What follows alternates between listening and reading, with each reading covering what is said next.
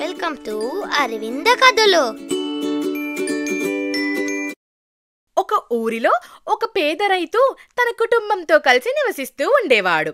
వారికి ఉన్నంతలో సంతోషంగా ఉండేవారు. కానీ ఒకసారి ఆ ఊరికి కరువు వచ్చింది. వర్షాలు పడకపోవడం వల్ల పొలాలకు నీరు లేక వారు చాలా ఇబ్బంది పడ్డారు. ఇక వారికి పూట గడవక చాలా బాధపడిపోయేవారు. అయ్యో, ఇలా జరుగుతుందేంటి? ఈ కరువు మన ప్రాణాల మీదకు వచ్చింది. దీనివల్ల ఎన్ని కుటుంబాలు ఇబ్బంది పడుతున్నాయో. దేవుడా, ఇకనైనా వర్షాలు కురిపించు అని ఆ రైతు దేవుడిని కోరుకోని రోజులేదు. ఇక ఊర్లో ఉన్న చాలా మంది బ్రతుకు తెరువు కోసం వేరే ఊళ్ళకి వెళ్ళడం మొదలుపెట్టారు. అరే, మీరందరూ ఎక్కడికి వెళ్తున్నారు? మేము ఇక్కడే ఉండి ఆకలికి చావాలనుకోవడం లేదు. వేరే పట్టణానికి వెళ్ళి సంపాదించుకొని మా పిల్లలని బాగా చూసుకోవాలి అనుకుంటున్నాము. ఇక్కడే ఉండి మన కుటుంబానికి పట్టెడు అన్నం కూడా పెట్టలేకపోతున్నాము.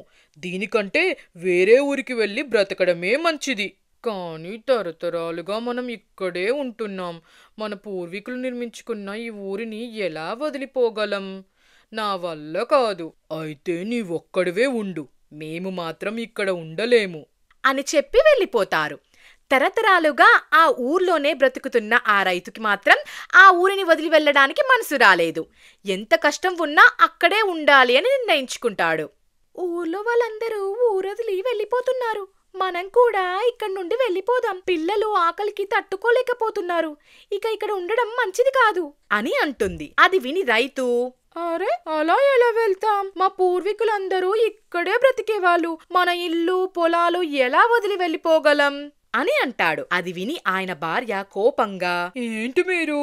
అయితే ఇప్పుడు మమ్మల్ని ఆకలితో చావమంటారా? మా వల్ల కాదు ఇక్కడ ఉండడం. కనీసం మీరైనా వెళ్ళి ఏదైనా పని వెతుక్కొని రండి, అలాగైనా మన ఆకలి బాధ తీరుతుంది అని అంటుంది. అది విని రైతు కుటుంబ పరిస్థితిని అర్థం చేసుకొని బలవంతంగా వేరే నగరానికి బయలుదేరాడు. దారి మధ్యలో ఒక పెద్ద గొయ్యి కనిపించింది. దాని లోపల ఒక మనిషి, ఒక కోతి, ఒక పులి, ఒక పాము ఉంటాయి. వారిని చూసి రైతు ఆశ్చర్యంగా, ఇదేంటి, మీరు ఇలా గొయ్యిలో ఉన్నారు, అయినా అక్కడికి ఎలా వెళ్లారు అని అడుగుతాడు. అప్పుడు కోతులో ఉన్న కోతి ఇలా సమాధానం చెప్తుంది, మేము పొరపాటున ఇందులో పడిపోయాము, మమ్మల్ని ఎలాగైనా కాపాడండి. దానికి బదులుగా మేము మీకు చేయగలిగిన సహాయం చేస్తాము, మీ రుణం తీర్చుకుంటాము అని అక్కడ ఉన్న జంతువులు మనిషి వేడుకున్నారు. ఆ మాటలు విని రైతు చాలా బాధపడిపోయాడు. అప్పుడు వారి మాటలు విని రైతు జాలిగా, అయ్యో, మీరు బాధపడకండి,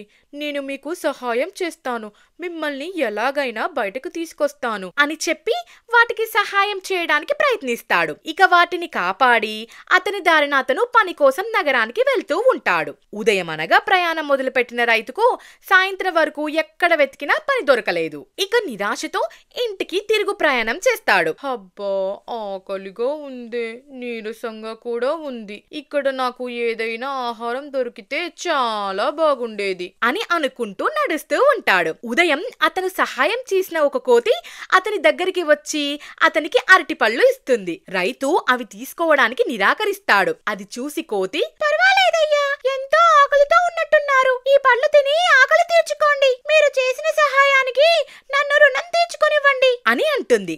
అది విని రైతు ఎలాగో తనకి ఆకలవ్వడంతో ఆ పండ్లు తీసుకుని తినేస్తాడు. ఇక ఆ కోతికి కృతజ్ఞతలు చెప్పి బయలుదేరతాడు. నడుస్తూ ఉండగా అతనికి ఇంటికి వెళ్లి అతని భార్యకి ఏం చెప్పాలో అర్థం కాక బాధపడిపోతూ ఉంటాడు. ఉదయం అతను కాపాడిన పులి అక్కడికి వస్తుంది. అయ్యో, ఎందుకు మీరు బాధపడుతున్నారు? ఏం జరిగింది? నేను మీకేమైనా సహాయం చేయగలనా అని అడుగుతుంది. అది విని రైతు, ఏం చెప్పమంటావు? మా ఊరిలో పెద్ద కరువు వచ్చింది.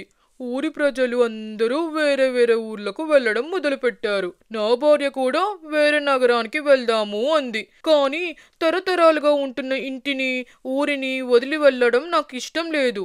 కనీసం ఏదైనా పని వెతుక్కొని నా భార్య పిల్లలకు ఆకలి తీర్చాలి అనుకుంటున్నా. కానీ ఉదయం నుండి ఎంత తిరిగినా నాకు పని దొరకలేదు. ఈ విషయం నా భార్యకి ఎలా చెప్పాలో అర్థం కావడం లేదు అని బాధపడుతూ ఉంటాడు. అది విని పులి, అయ్యో, మీరు బాధపడకండి, నా గుహలో చాలా బంగారం ఉంది. అది తీసుకుని వెళ్ళి మీ కుటుంబంతో సంతోషంగా ఉండండి అని చెప్తుంది. మొదట రైతు వద్దంటాడు, కానీ పులి రైతు చేసిన సహాయానికి రుణంగా తీసుకోమని చెప్తుంది. అది విని రైతు కొంచెం బంగారం తీసుకొని ప్రయాణం మొదలు పెడతాడు. అసలు ఈ నగలు ఏం చెయ్యాలో, వాటిని ఎలా సొమ్ము చేసుకోవాలో ఆ రైతుకు అర్థం కాదు. అప్పుడు అతను ఆలోచిస్తుండగా ఉదయం అతను కాపాడిన మనిషి గుర్తొస్తాడు. అతను ఒక నగల వ్యాపారి. అతని దగ్గరికి వెళ్లి నగలు ఇచ్చి డబ్బు తీసుకుందామనుకుంటాడు. వాటిని చూసిన నగల వ్యాపారి అవి రాజుగారి నగలు అని అర్థం చేసుకొని వెంటనే ఆ విషయం రాజుగారికి చెప్పాలి అనుకుంటాడు. అరే, ఈ నగలు రాజుగారి నగల్లాగా ఉన్నాయే. నేను వీటిని రాజుగారికి తిరిగిస్తే నాకు విలువైన బహుమతులు ఎన్నో ఇస్తారు.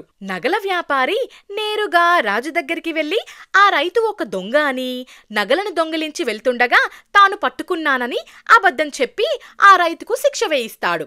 రాజు నగల వ్యాపారి మాటలు నమ్మి అతనిని కారాగారంలో బంధించమని చెప్తాడు. అప్పుడు ఆ రైతు చాలా బాధపడిపోతాడు. ఒక కోతికి ఒక పులికి ఉన్న విశ్వాసం కూడా ఈ మనిషికి లేదేంటి? ఈ లోకంలో మనుషులు ఇలా ఉన్నారేంటి? సరే, నేను ఉదయం కాపాడిన పాము ఏదైనా సహాయం అవసరం వస్తే అడగమంది కదా, చూద్దాం అదేం చేస్తుందో. అతను తలుచుకోగానే ఆ పాము అక్కడికి వస్తుంది. దానికి జరిగిందంతా రైతు వివరంగా చెప్పి బాధపడిపోతాడు. అది విని పాము, అయ్యా, నేను చెప్పింది శ్రద్ధగా వినండి. నేను వెళ్ళి రాణిగారి కాలు మీద కాటేస్తాను. మీరు వచ్చి తాకితేనే విషం పోయేటట్టు చేస్తాను. అప్పుడు మీరు ఆమెను తాకగానే నేను విషాన్ని తిరిగి తీసుకుంటాను. మీరు రాణిని బ్రతికించినందుకు మిమ్మల్ని విడుదల చేస్తారు అని చెప్పి వెళ్ళి రాణిగారిని కాటేస్తుంది. ఎంతమంది వచ్చినా రాణిగారిని బ్రతికించలేకపోతారు. అప్పుడు కారాగారంలో బందీగా ఉన్న రైతు తాను ఒక మాయాశక్తితో రాణిగారిని కాపాడుతాను అని చెప్తాడు. ఆ విషయం రాజుకి తెలిసి రైతును పిలిపిస్తాడు. రైతు పాముని మనసులో తలుచుకొని రాణిగారి కాలుని తాకుతాడు. అలా తాకగానే ఆ విషమంతా పోయి రాణి బ్రతుకుతుంది. అది చూసిన రాజు ఆ రైతుని మెచ్చుకొని ఏదైనా వరం కోరుకోమంటాడు. అప్పుడు ఆ రైతు తాను ఏ నేరం చేయలేదని జరిగిందంతా రాజుకి వివరంగా వివరిస్తాడు. ఆ మాటలు విని రాజుకి కోపం వచ్చి ఆ నగల వ్యాపారిని బంధించమని చెప్తాడు. రైతుని విడుదల చేస్తాడు. అతనికి నగలు, డబ్బు బహుమానాలుగా ఇస్తాడు. ఇక రైతు సంతోషంగా అవి తీసుకుని ఇంటికి వెళ్తాడు. ఉపకారికి అపకారం చేరాదని ఈ కథ నిరూపించింది. అరే బాబు, సబ్స్క్రైబ్ చేయండి.